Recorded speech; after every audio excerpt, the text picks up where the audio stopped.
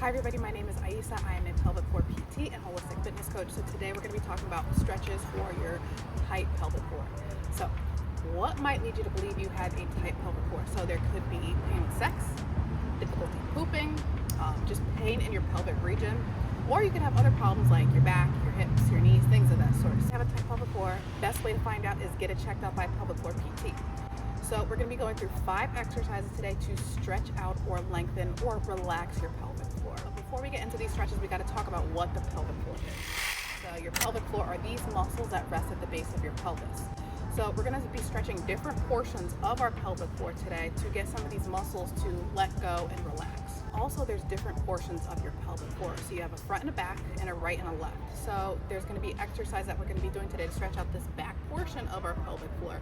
But there's also going to be exercises that we're doing to stretch out this front portion of our pelvic floor. So I'll kind of point it out and let you know which one we're doing at that moment. But also while we're doing these, again, we're going to be working on what's going on above and below.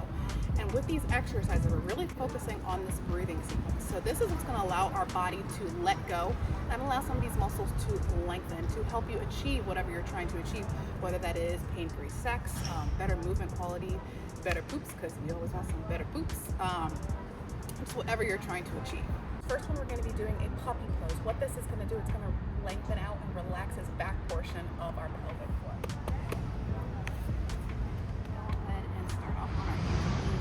So our knees are going to be about hip width apart, but if you're unable to get into this position, you can bring them a little bit wider. And you're going to go ahead and bring your arms over your head. You're going to have a little bit of an arch through this lower portion of your back. And what you're going to do is just breathe in this position.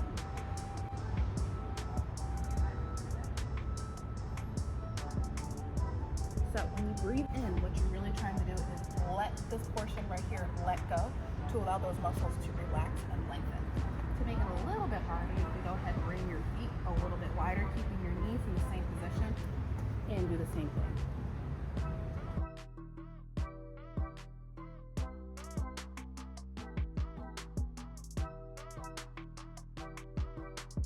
And this again is targeting this back region here. Next one is going to be a posterior capsule stretch. So this is going to be targeting that same area, but it's going to be focused on one side versus the other. So we're going to go ahead and we're going to still have our knee in that same position. We're going to go ahead and cross one leg over our other leg. And you can have your arms like this, or you can kind of reach one arm like this. So this leg is pretty much perpendicular to the ground. And what you're going to do is you're going to kind of shift your hip onto this leg, and you're going to feel some lengthening in your back body.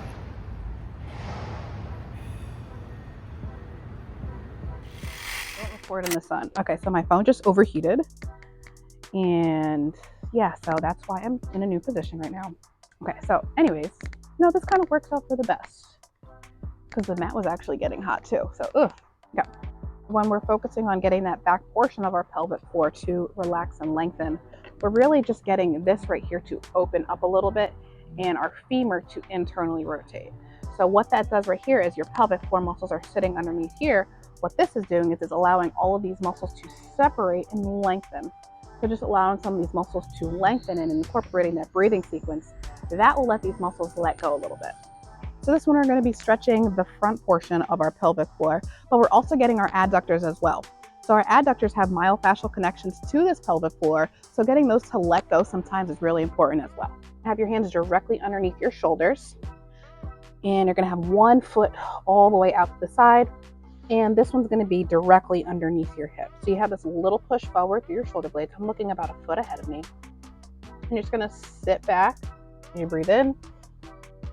Exhale as you come forward. Inhale as you shift back. Exhale as you come forward.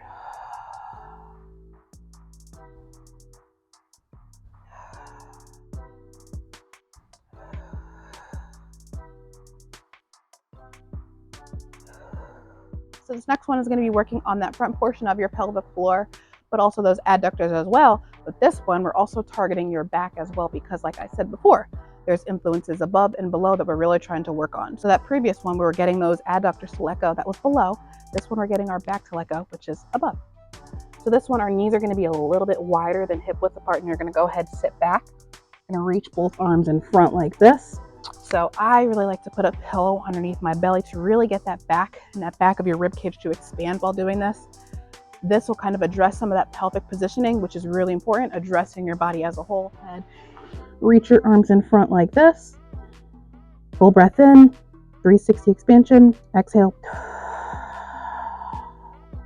When I say 360 expansion, I'm talking about getting that full expansion of your rib cage, but also letting go of this front portion of your pelvic floor, feeling everything expand, and then get that slow, full exhale.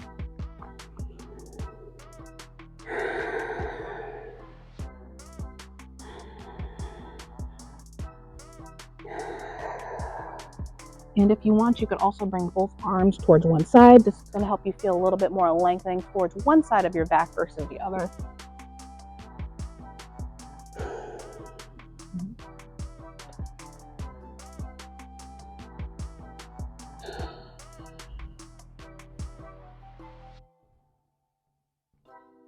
So for this last one, we're not specifically targeting the pelvic floor, but we're targeting the systems above it, which is your rib cage. So I just talked about that 360 expansion before.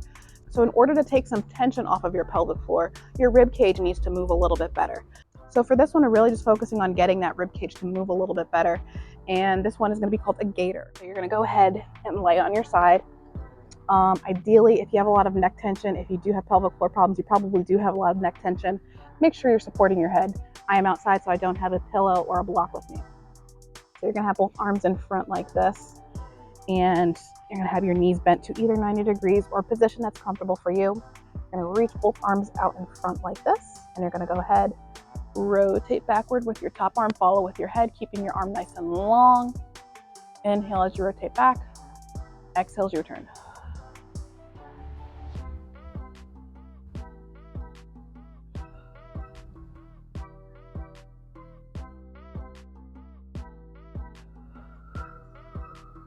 Front portion of our pelvic floor, we're trying to get our pelvis to open up like this. This will allow that lengthening through this portion right here. But also when we're doing this, we're getting our femur to externally rotate, which is going to allow those adductor muscles to lengthen as well. So we're really getting a double bang for our buck. All right, so if you notice in your RDLs, you're having a hard time kind of loading and shifting your weight onto your hips, that might signify that you have a tight posterior portion of your pelvic floor. So doing things to let this portion back here let go is going to be really important for you. So things like not feeling your glutes when you're lowering it into your RDL or your single leg RDL. If you feel like the motion just comes from your back, you might not be able to load onto your hips appropriately. So getting some of these muscles back here, getting some of these passive structures back here to let go a little bit might help you load onto your hip a little bit more, feel your glutes, but also help you with any symptoms that you might be experiencing.